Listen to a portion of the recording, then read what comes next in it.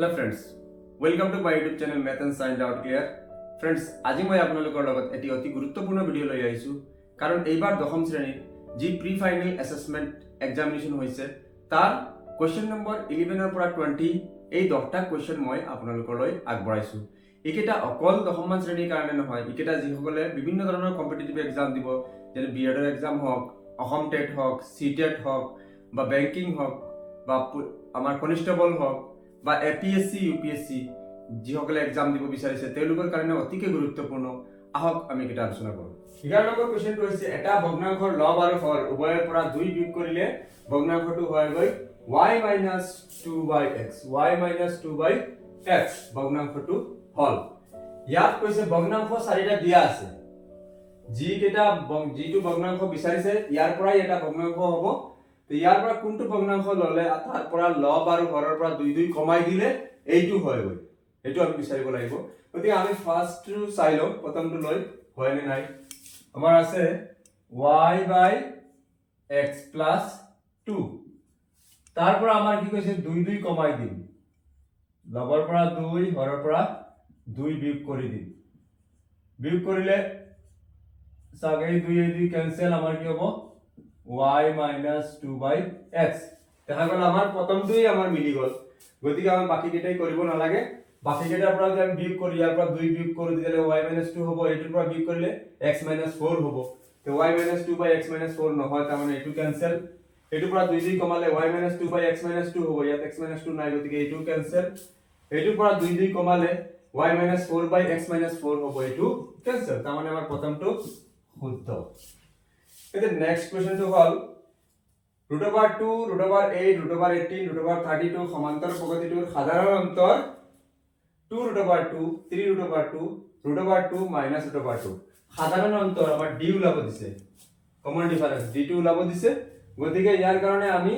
জানো আমাৰ সূত্ৰটো হল a2 - a1 বা a3 - a2, এইটো ওলাই ললে আমাৰ d ওলাই যায় সাধাৰণ অন্তৰ। গতিকে আমি ইয়াত এটা নাম দি দিলো a1 ইকুৱেল,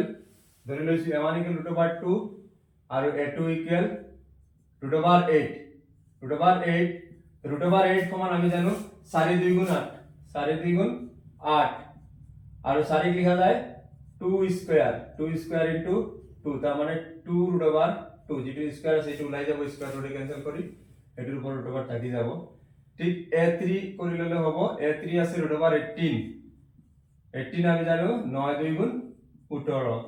9 লিখা যায় 3 স্কয়ার ইনটু 2 লগত থাকিব, 3 স্কয়ার স্কয়ার √2 ক্যান্সেল কৰি 3 ওলাব 3√2।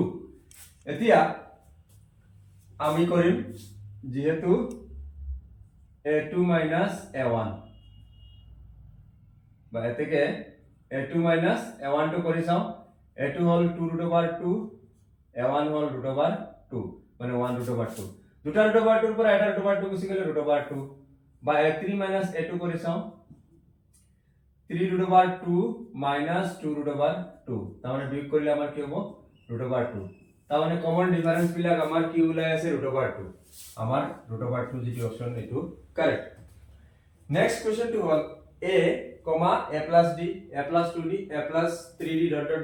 সমান্তর প্ৰগতিটোৰ p + 1 তম পদটো, এইটোৰ যদি আমাৰ n তম পদ ওলাব দিয়ে, তেতিয়া n তম পদটো আমাৰ কি হ'ব a + n - 1 * d। এতিয়া n তম পদ এতিয়া n তম পদ মানে an2। এতিয়া n তম পদৰ পিছৰ পদটো যদি যাওতে আমাৰ কি হ'ব n + 1 তম পদ, তাৰ মানে n + 1 তম পদ হলে কি হ'ব a + ইয়াত -1 যেটো আছে আমি জানো সদায় এটা d কম থাকে, তে n + 1 যেতিয়া কৈছে তেতিয়া আমাৰ কি হ'ব ইয়াত এটা d কমাই দিলে কি হ'ব nd a + nd এইটো হ'ব আমাৰ, কাৰণ আমাৰ কি হ'ব ইয়াত n তম পদটো আছে a n + 1 ইকুৱেল আমাৰ হ'ব a + nd। এতিয়া যদি আমি a p + 1 তম পদ যদি হয় p + 1 কি হ'ব a + n হোৱাৰ কাৰণে n + 1 হোৱাৰ কাৰণে nd হৈছে, এতিয়া p + 1 হলে কি হ'ব pd, এটা d কম হ'ব, তে আমাৰ p + 1 তম পদটো হ'ব a + pd। আমাৰ a plus p d যেটো হ'ব এটো কাৰেক্ট হ'ব নেক্সট কৈছে দুটা ত্ৰিভুজ PQR আৰু ABC দিয়া হৈছে যে AB by BC equal PQ by PR এই দুটা ত্রিভুজ সদৃশ হবলৈ তলৰ কোনটো সত্য হ'ব লাগে এতিয়া দুটা ত্ৰিভুজ আছে ABC আৰু PQR এতিয়া AB by BC AB লগত কৈছে BC তাৰ পিছত কৈছে PQ by PR PQ by PR এতিয়া চাও AB by BC PQ by PR এতিয়া আমি জানো দুটা বাহু আৰু তাৰ মধ্যবৰ্তী কোণ আন এটা ত্ৰিভুজৰ দুটা বাহু আৰু তাৰ মধ্যবৰ্তী কোণৰ সমান হলে ত্ৰিভুজটা কি হয় সদৃশ হয় গতিকে আমাৰ কোণ B ইকুৱেল কোণ P হ'ব লাগিব কাৰণ দুটা বাহুৰ মাজৰ কোণ ইয়াত যি দুটা বাহু দিয়া আছে তাৰ মাজৰ কোণৰ সমান হ'ব লাগিব আমাৰ কোণ B ইকুৱেল কোণ P কোণ B ইকুৱেল কোণ P যেটো আমাৰ এটো কি হ'ব কাৰেক্ট হ'ব নেক্সট কোৱেশ্চনটো হল এটা বিন্দু x, y মূল বিন্দুৰ পৰা 5 একক দূৰত্বত থাকে তৃতীয় চুকত এনে কিমানটা বিন্দু আছে তাৰমানে এটা বিন্দু দিয়া আছে আমাৰ এটা বিন্দু ধৰিছো আমাৰ এটো মূল বিন্দুৰ পৰা কৈছে এটা বিন্দু যিকোনো এটা বিন্দু এটো আমাৰ 5 একক দূৰত্বত আছে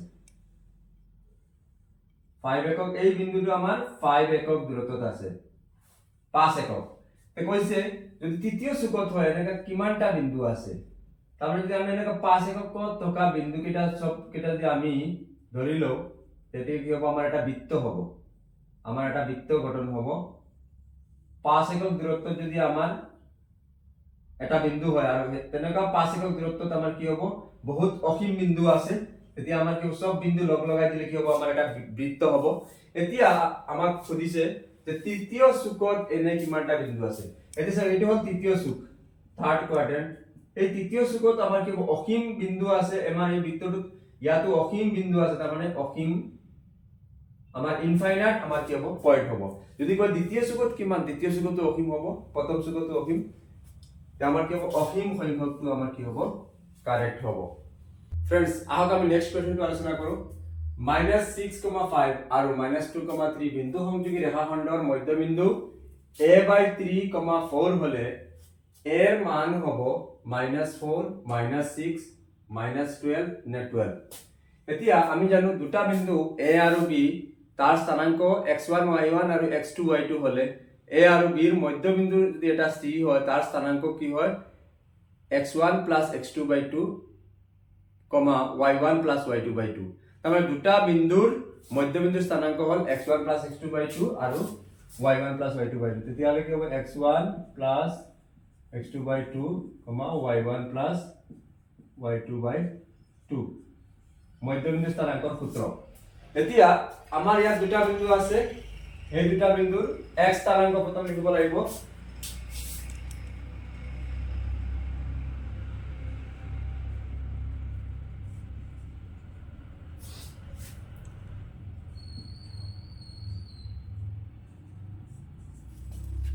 আমাৰ ইয়াত যি দুটা বিন্দু আছে তাৰ x স্থানাঙ্ক আমি লিখিলো x মধ্যবিন্দু স্থানাঙ্ক কি হ'ব x স্থানাঙ্ক হলে কি হ'ব x1 + x2/2 আৰু y কি হ'ব y1 + y2/2 এতিয়া যেহেতু আমাৰ a/3 ইয়াৰ পৰা আমাৰ a ওলাব দিছে গতিকে আমি x স্থানাঙ্কটো ইয়াৰ x স্থানাঙ্ক এই দুটাৰ x স্থানাঙ্ক এই a/3 ৰ লগত আমি তুলনা কৰিলেহে আমি এৰ মান পাম এতিয়া আমাৰ কি হ'ব -6 প্লাস কি হ'ব এটো -2 হৈ যাব -2/2 ইকুৱেল a/3 এতিয়া -8/2 ইকুৱেল a/3 2 দি 8ক -4 বাৰে যাব এতিয়া a ইকুৱেল কি হ'ব a ইকুৱেল আমাৰ কি হ'ব যদি ইয়াৰ তলত এটা 1 আছে a ইকুৱেল 4 3 * 12 -12 মানে এৰ মান আমাৰ কি হ'ব -12 যেটো আমাৰ কি হ'ব কাৰেক্ট হ'ব পিছৰ প্ৰশ্নটো যদি p আৰু q বিন্দু দুটা ab ৰেখাখণ্ডক সমত্ৰিখণ্ডিত কৰে তেন্তে ap is to bp equal কিমান তাৰমানে আমাৰ দুটা বিন্দু আছে a আৰু b আৰু আন দুটা বিন্দু মাজৰ বিন্দু আছে আমাৰ p আৰু q এ কৈছে 3 ভাগ কৰিছে 1 2 3 এতিয়া AP is to BP কিমান কৈছে AP এর পৰা P লৈ 1 আৰু B ৰ পৰা P লৈ বা P ৰ পৰা B লৈ আমাৰ কি আছে 2 আছে গতিকে কি হ'ব 1:2 হ'ব একে একে 2 আমাৰ 1:2 যেটো হ'ব আমাৰ এটো কাৰেক্ট হ'ব 1:2 পিছৰ প্ৰশ্নটো হ'ল 9/cos square a minus 9/cot square এৰ মান হ'ব আমাৰ এইটো এটা সূত্ৰত পৰিণত হ'ব আমি প্ৰথম 9/cos square a minus 9/cot square a টো লিখি ললো আমি 9 কমন লম কি হ'ব 1/cos square a minus 1/cot square a আমার 9 কমন লো আমি cos 1/cos স্কয়ার মানে কি হবে sec square a minus 1/cot square a কি হয় tan স্কয়ার a এতিয়া এটো এটা আইডেন্টিটি বা সূত্র sec square a minus tan square a কি হবে 1 হবে যেনকা sin square a plus cos square a 1 cosec square a minus cot square a 1 হয় গতিকে sec square a minus tan square a কি হবে 1 হবে তার মানে 9 1 যা 9 আমার 9 অপশনটো আমার তো বি অপশন আছে এটো আমার কি হবে কারেক্ট হবে নেক্সট কোশ্চেন হল r1 প্লাস r1 আৰু r2 ব্যাসাৰ্ধৰ দুটা বৃত্তৰ কালিৰ সমষ্টি আন এটা r ব্যাসাৰ্ধৰ বৃত্তৰ কালিৰ সমান হলে r1 plus r2 equal r হ'ব r1 square plus r2 square equal r r1 square plus r2 square less than r r1 square plus r2 square greater than r এই সাইডৰ পৰা কোনটো হ'ব আমাৰ যেহেতু ইয়াত কৈছে দুটা বৃত্তৰ কালিৰ কথা কৈছে গতিকে যদি কালি দিয়া থাকে তেতিয়া নতুন যেটো বৃত্তৰ ব্যাসাৰ্ধ হ'ব হেতু হ'ব r equal r square plus r1 square plus r2 square মানে r equal r1 square plus r2 square আর যদি কালির জায়গায় যদি পরিধি